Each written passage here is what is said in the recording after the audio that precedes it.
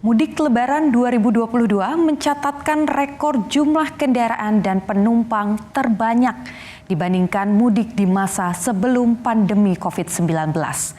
Angka kecelakaan pun turun sebanyak 30% dari mudik tahun 2019. Apa rahasia di balik sukses dan lancarnya mudik Lebaran tahun ini? Kita tanyakan langsung ke Kakor Lantas Polri Irjen Pol Firman Santiabudi yang sudah bergabung bersama kita malam hari ini. Selamat malam Pak Firman, terima kasih sudah bergabung di program Catatan Jurnalis Kompas TV malam hari ini. Pak, banyak yang memberikan apresiasi terkait dengan kelancaran mudik di tahun ini. Sebetulnya kalau dari catatan Pak Firman sendiri, apa saja catatan penting yang kemudian Bapak temukan di lapangan? Terima kasih Mbak. Jadi kayaknya banyak loh memang ditanya soal catatan, tapi setidaknya saya boleh sampaikan mungkin ada 5 hal penting yang menjadi catatan. Yang pertama, kami merencanakan atau mengadakan kegiatan pengamanan itu kita laksanakan secara lebih dini. Dengan harapan kita memperoleh informasi, evaluasi, masukan, koordinasi dan sebagainya itu selengkap mungkin. Belanja masalah orang bilang.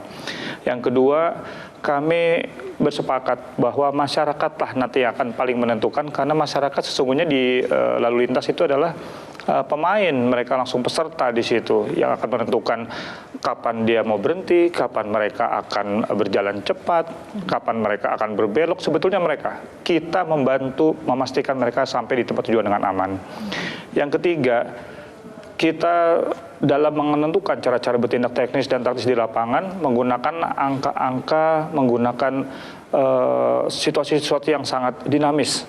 Dan itu kita laksanakan dengan ketangkap segeraan, dengan komunikasi yang baik, itu bisa menjadi terrealisasi. Kemudian yang keempat, jujur saja, peran media sangat menentukan di sini. Kemarin kami terbantu dengan bagaimana mengkomunikasikan satu informasi cara bertindak dalam waktu yang bersamaan secara masif kepada masyarakat adalah peran media. Yang terakhir, kalau kami bersampaikan adalah kolaborasi yang atau komitmen bersama kita seluruh perangkat yang akan melayani masyarakat pada saat akan mudik itu bekerja sama, saling bertukar informasi dan terus dari jam ke jam mengikuti perkembangan tentang situasi di jalan. Itu 5 yang kami catat yang paling penting. Yang lain banyak lagi tentunya apresiasi kami kepada seluruh petugas di lapangan, apresiasi kepada masyarakat itu sendiri, apresiasi kepada stakeholder dan seluruhnya, pimpinan yang terus mengontrol, mengawasi, memberikan support, masukan kepada saat kami berada di jalan juga itu seringkali kami dapatkan. Saya kira itu, Mbak. Tapi ada nggak sih Pak, dari semua yang sudah direncanakan, ada hal yang ternyata tidak terduga ketika di lapangan saat proses pengawalan dan juga pengamanan selama arus mudik di 2022 ini? Ya, yang tercatat itu ketika selesai hari Lebaran, ternyata jumlah arus masyarakat yang akan ke arah timur waktu itu ke arah Jawa masih terus mengalir.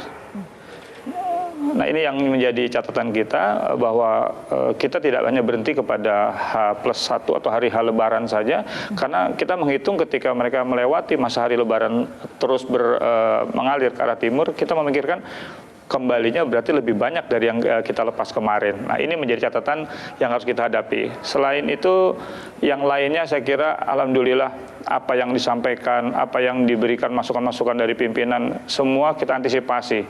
Dari mulai kita merencanakan tanggal 28 arus puncak, Bapak Presiden sendiri langsung memerintahkan menghitung berangkat lebih awal.